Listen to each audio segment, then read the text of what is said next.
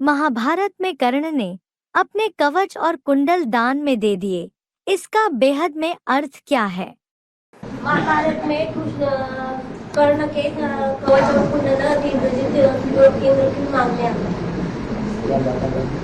बाबा महाभारत में बोल रहे हो, कृष्ण ने कवच और कुंडल क्यों मांगे? कर्ण के कवच कुंडल कवच कुंडल कवच कहते हैं ये सुरक्षा। कवच माने जो लोहे का वो वस्त्र पहनते हैं छाती में गले में, उसको कवच कहते हैं। तलवार उसमें लगेगी नहीं, भाला उसमें चुभेगा नहीं। और कवच बाबा ने किसको बताया है? योग को बताया है तुम्हारा कवच है। इसमें दुनियावी कोई शस्त्र तुम्हारे ऊपर काम ही नहीं करेगा। तो वो योग बल का कवच उससे ले लिया। कैसे ले लिया है? कैसे ले लिया? अरे पहले जो कृष्ण की आत्मा ही तो कर्ण है। कर्ण कौन है? कर्ण जो ज्यादा सुनता है, सुनाता है। तो वो कर्ण जो है, बड़े से बड़ा पांडव था। क्या? बड़े से बड़ा पांडव था। किसका पुत्र था? सूर्य का पार्ट किसका हुआ? प्रजापिता का। परम ब्रह्म, उसका पहला बच्चा है कर्ण। और वो कर्ण पालना किसने की है? नहीं, उसकी पालना दासी ने की, दास ने की। जो रथ चलाने वाला होता है वो भी दास दासी में गिना जाता है ना। तो उसने उसकी पालना की। वो कर्ण, प्रश्न क्या था? हाँ, उसके कवच और कुंडल क्यों मांगे? तो वो पहले योग का कवच पहने हुए था। योग माना याद। किसको याद करता था? निराकार बाप को याद करता था। फिर बाद में शरीर छोड़ने के बाद वो आत्मा प्रवेश करती है। प्रवेश करती है तो जैसे और आत्माएं प्रवेश करती हैं तो विरोध करती हैं या सहयोगी बन जाती हैं? विरोध करती है। तो वो कौरव पार्टी की तरफ से विरोध करने वाला बना। कौरवों के बीच में ज्यादा पहलवान था या साधारण था? बड़ा पहलवान था। वो कर्ण ने अपना कवच दे दिया दान में। कैसे दे दिया?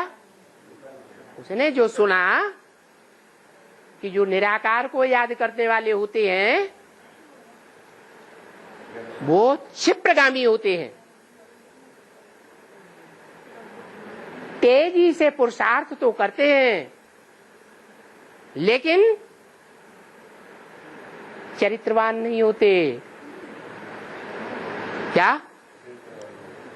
चरित्रवान नहीं होते हैं निराकार उपासी।